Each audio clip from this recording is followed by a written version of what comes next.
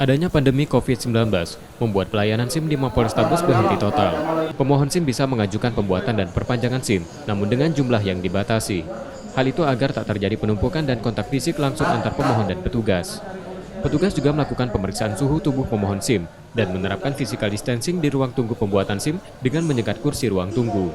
Warga yang masa berlaku SIM-nya habis saat tanggap darurat COVID-19 tidak diajukan memperpanjang SIM dan tidak akan ditilang petugas. Yang selama ini masih berjalan seperti biasa, cuman memang ada penurunan.